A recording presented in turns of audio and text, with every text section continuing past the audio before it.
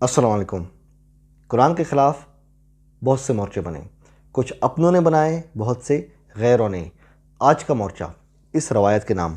دوستو، جو منکرین قرآن ہیں، جو روایت پرست لوگ ہیں، جو قرآن کے ساتھ روایات کو بھی مانتے ہیں، ان کا بڑا عجیب و غریب عقیدہ ہے۔ وہ کہتے ہیں صحیح بخاری کی روایت کے مطابق اللہ پاک قیامت کے دن، نعوذ باللہ، اللہ پاک اپنا پاؤں جہنم کے اندر رکھے گا۔ جہنم کہے گی قیامت کے دن حل من مزید، یا اللہ اور بھی ہیں تو لاؤ۔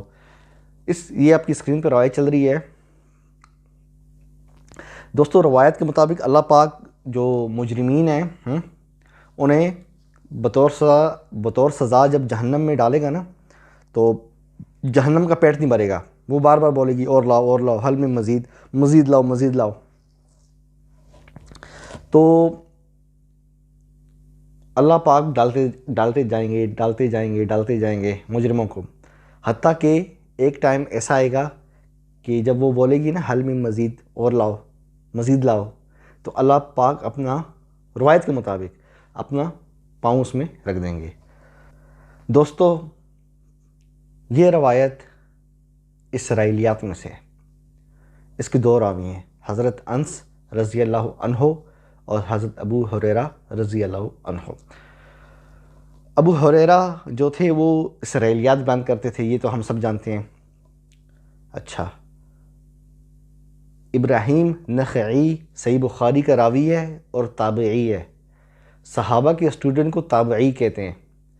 تو صحابہ کا ایک اسٹوڈنٹ تھا جس کا نام تھا ابراہیم نخعی، اور صحیح بخاری کا بھی راوی ہے یہ بندہ ابراہیم نخعی۔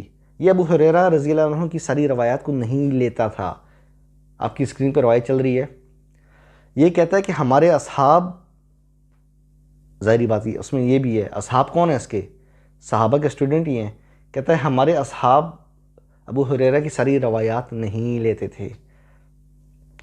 رہ گئی انس رضی اللہ عنہ کی بات، تو وہ بھی اسرائیلیات بیان کرتے تھے لیکن تھوڑی مقدار میں، لیکن ان کی روایات بھی حضرت عائشہ رضی اللہ عنہا نے اس پہ انگلی اٹھائی ہے۔ آپ کی اسکرین پہ روایت چل رہی ہے۔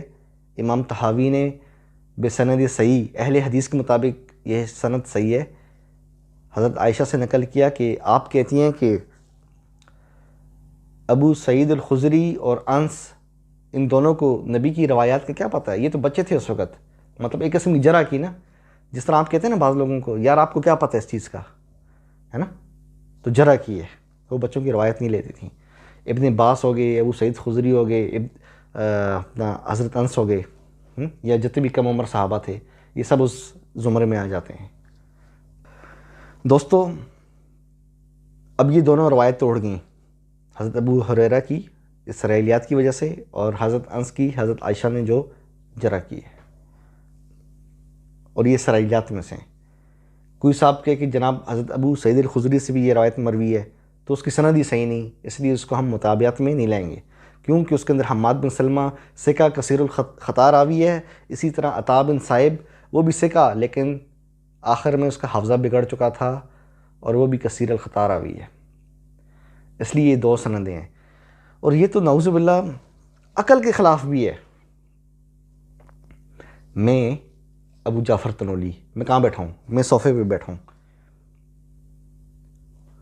صوفے کا سائز بڑا ہے نا، میں صوفے کے اندر آ گیا ہوں۔ روایت کے مطابق اللہ اپنا پاؤں، اپنا جو پیر ہے وہ جہنم کے اندر رکھے گا۔ اس کا مطلب جہنم کا سائز نعوذ باللہ اس روایت کے مطابق اللہ کے پاؤں سے بڑا ہے، تبھی تو اللہ کا پاؤں اندر آ گیا نا۔ جس طرح یہ کارڈ ہے، ٹھیک ہے، یہ میرے ہاتھ کے اندر ہے، یہ کارڈ جو ہے یہ میرے ہاتھ کے اندر ہے۔ اب میرا ہاتھ بڑا ہے تبھی تو یہ کارڈ اس کے اندر آیا ہے نا، تو جہنم بڑی ہے تبھی تو اللہ کا پاؤں اندر آیا ہے روایت کے مطابق، تو پھر تو اللہ اکبر تو نہ ہوا۔ یہ تو بنیادی جو عقیدہ ہے ہمارا کہ اللہ سب سے بڑا ہے، ہر چیز سے بڑا ہے، یہ تو اسی کے خلاف ہے۔